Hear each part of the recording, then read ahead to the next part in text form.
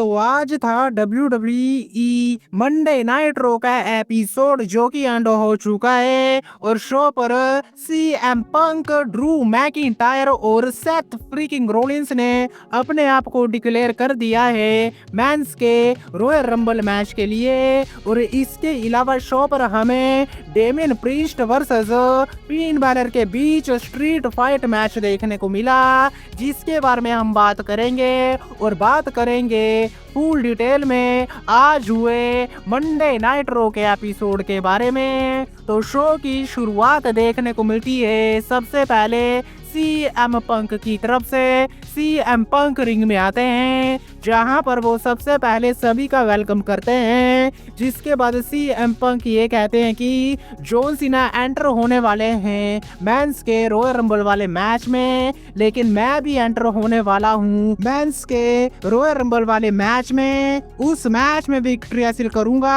और finally WrestleMania को main event करूंगा। लेकिन तभी थी म्यूजिक प्ले हो जाता है सेथ फ्रीकिंग रोलिंस का। सेथ रोलिंस वहां पर आते हैं, जिसके बाद सेथ रोलिंस ये कहते हैं कि भले ही वो सीएम पंक को नहीं हरा पाए लास्ट वीक मंडे नाइट रो के एपिसोड पर, लेकिन मैं भी एंटर होने वाला हूँ मेंस के रॉयल रंबल वाले मैच में। और जो सपना है सीएम पंक का रेसलमेनिया को मेन इवेंट करने का, उसको मैं पूरा नहीं होने दूंगा। लेकिन तभी थीम म्यूजिक प्ले हो जाता है ड्रू मैकिंटायर का भी। ड्रू मैकिंटायर वहां पर आते हैं जो कि रैंप पर खड़े होते हैं, जिसके बाद ड्रू मैकिंटायर सेथ रोलिंस को टारगेट करते हैं और ड्रू मैकिंटायर यही कहते हैं कि सेथ रोलिंस भी सीएम पंक जैसा है। लेकिन इसके बाद CM Punk, Seth freaking Rollins और ड्रू मैकिंटायर तीनों के बीच तू मैं शुरू हो जाती है।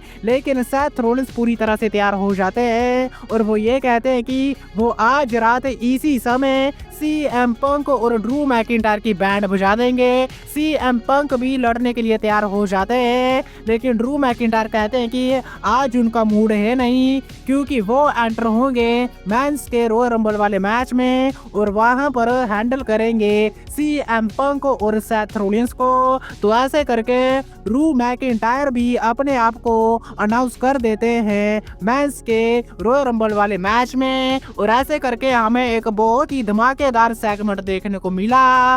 इसके बाद हमें चैड केबल का सिंगल मैच देखने को मिलता है, जहां पर चैड केबल का एक मिस्ट्री ओपोनेंट होने वाला था और वो मिस्ट्री ओपोनेंट होते हैं पेंटा। यानी कि फाइनली जो डेब्यू है वो कर लिया है पेंटा ने मंडे नाइट रो के एपिसोड पर, जिसके बाद हमें चैड केबल और पेंटा के बीच मैच देखने को मिलता है। बात करें इस मैच के बारे में तो ये पेंटा का डेब्यू मैच था, तो इस मैच में उनकी हार नहीं होने वाली थी। डेफिनेटली इस मैच में जो विक्ट्री है वो पेंटा की होने वाली थी। और ऐसा ही होता है जब पेंटा अपना फिनिशर पेंटा ड्राइव लगा देते हैं चैड केबल के ऊपर और पिन करके मैच में विक्ट्री हासिल कर लेते हैं। और मैच के बाद एक प्रोमो भी कट करते हैं पेंटा, जहां पर पेंटा यही कहते हैं कि WWE में पेंटा एरा शुरू होने वाला है। तो ऐसे करके हमें शानदार डेब्यू देखने को मिला पेंटा की तरफ से। लेकिन इसके बाद हमें शेमस वर्सेस लुडवी काइसर के बीच सिंगल मैच देखने को मिलता है। बात करें इस मैच के बारे में तो मैच में हमें हर बार की तरह बहुत ही कमाल का एक्शन देखने को मिला, लेकिन जो विक्ट्री है वो हो जाती है शेमस की, जब शेमस अपना फिनिशर लगा देते हैं लुडवी काइसर के ऊपर और पिन करके इस मैच में विक्ट्री हासिल कर लेते हैं। लेकिन रिंग साइड पर होते हैं ब्रॉन ब्रेकर, जिसके बाद शेमस की धक्का मुक्की हो जाती है ब्रॉन ब्रेकर के साथ। लेकिन मैच में जो विक्ट्री थी वो हासिल की है शेमस ने। इसके बाद हमें देखने को मिलते हैं world heavyweight champion Gunther ring में आते हैं। ज्यादा कुछ वो कह पाते हैं नहीं, क्योंकि थीम म्यूजिक प्ले हो जाता है जे ऊसो का। जे ऊसो वहां पर आते हैं और जे ऊसो चैलेंज कर देते हैं गुंथर को उनकी वर्ल्ड हैवी वेट चैंपियनशिप के लिए, जहां पर जे ऊसो ये कहते हैं कि मैं तुम्हें चैलेंज करने वाला हूं सैटरडे नाइट मेन इवेंट के शो पर तुम्हारे टाइटल के लिए। जिसके बाद गुंथर कुछ कठोर शब्द कहना शुरू कर देते हैं जे ऊसो को, जहां पर गुंथर ये कहते हैं कि मेन इवेंट सिर्फ तुम्हारे लिए एक नाम है, लेकिन मैं असली में मेन इवेंट हूँ। तुम सिर्फ एक टैग टीम रेसलर हो, तुमसे कुछ भी नहीं होने वाला है। और जहां तक बात रही तुम्हारे चैलेंज के बारे में, तो मैं तुम्हें फेस करूंगा सैटरडे नाइट मेन इवेंट में। तो ऐसे करके हमें जो मैच है वो देखने को मिलेगा गुंथर वर्सेस जे ऊसो के बीच, जहां पर गुंथर अपनी वर्ल्ड हैवी वेट चैंपियनशिप को डिफेंड करेंगे जे ऊसो के अगेंस्ट। लेकिन इसके बाद हमें डकोटा काई वर्सेस लायरा वेल्केरिया के बीच मैच देखने को मिलता है। जो भी सुपरस्टार इस मैच को जीतेगी वो बनेगी first ever WWE intercontinental champion. बात करें इस मैच के बारे में तो मैच बहुत ही बढ़िया था, लेकिन ये मैच उतना ज्यादा लंबा नहीं चला जितना लंबा चलाना चाहिए था, क्योंकि इन दी एंड लायरा वेल्केरिया अपना जो फिनिशर है वो लगा देती हैं डकोटा काई के ऊपर और पिन करके इस मैच में लायरा वेल्केरिया विक्ट्री हासिल कर लेती हैं और लायरा वेल्केरिया बन गई हैं first ever WWE intercontinental champion. जिसके बाद वो अपनी इस विक्ट्री को सेलिब्रेट करती हैं। इसके बाद हमें न्यू WWE वर्ल्ड चैंपियन रिया रिप्ली देखने को मिलती है। रिंग में वो आती हैं, ज्यादा कुछ कह पाती है नहीं क्योंकि वहां पर आ जाती हैं नाया जैक्स।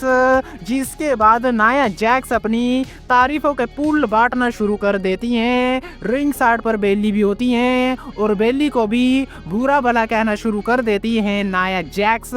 जिसके बाद बेली भी रिंग में आ जाती हैं और बेली को जो धक्का है वो दे देती हैं नाया जैक्स और रिया रिप्ली के ऊपर भी अटैक करना शुरू कर देती हैं। लेकिन इसके बाद रिया रिप्ली और बेली दोनों ही मिलकर अटैक कर देती हैं नाया जैक्स के ऊपर और नाया जैक्स को वहां से भगा देती हैं। जिसके बाद हमें रिंग में स्टैंड होल देखने को मिलता है बेली और रिया रिप्ली की तरफ से। लेकिन इस समय बेली की जो नजरें थी वो रिया रिप्ली के टाइटल के ऊपर थी, तो शायद WWE वाले आने वाले समय के लिए कुछ प्लान कर सकते हैं बेली और रिया रिप्ली के बीच, जिसको देखने में डेफिनेटली बहुत ही ज्यादा मजा आएगा। लेकिन इसके अलावा शो पर हमें Sami Zayn versus the Miz के बीच भी एक सिंगल मैच देखने को मिलता है। ज्यादा कुछ बताने को है नहीं इस मैच में, क्योंकि बड़ी आसानी से इस मैच में जो विक्ट्री है वो हो जाती है सैमी ज़ेन की। लेकिन बात करें शो के मेन इवेंट के बारे में तो यहाँ पर हमें Damien priest versus Finn Balor के बीच एक स्ट्रीट फाइट मैच देखने को मिलता है और मैच शुरू होने से पहले ही फिन बैलर कैंडलस्टिक के साथ अटैक करना शुरू कर देते हैं डेमियन प्रीस्ट के ऊपर। जिसके बाद हमें एक बहुत ही ज्यादा खतरनाक एक्शन देखने को मिला इस मैच में। दोनों ही सुपरस्टार क्राउड के बीच में जाकर लड़ते हैं और डेमियन प्रीस्ट क्राउड के बीच में से ही ब्रोकन एरो लगा देते हैं फिन बैलर के ऊपर और फिन बैलर को टेबल के आर पार कर देते हैं। जिसके बाद सिक्योरिटी गार्ड्स वहां पर आते हैं, फिन बैलर को स्ट्रेचर पर ले जाया जाता है। लेकिन डेमियन प्रीस्ट बहुत ही ज्यादा गुस्से में होते हैं और वो फिन बैलर के ऊपर अटैक करना कंटिन्यू कर देते हैं और स्ट्रेचर के ऊपर से ही अटैक करना शुरू कर देते हैं। रिंग में ले जाते हैं फिन बैलर को, साउथ ऑफ हेवन लगाने की ट्राई करते हैं, लेकिन तभी कार्लिटो और जेडी मैकडोना आ जाते हैं और वो अटैक करना शुरू कर देते हैं डेमियन प्रीस्ट के ऊपर। लेकिन तभी वो रेडर्स भी वहां पर आ जाते हैं जो कि मारकर भगा देते हैं जेडी मैकडोना और कार्लिटो को।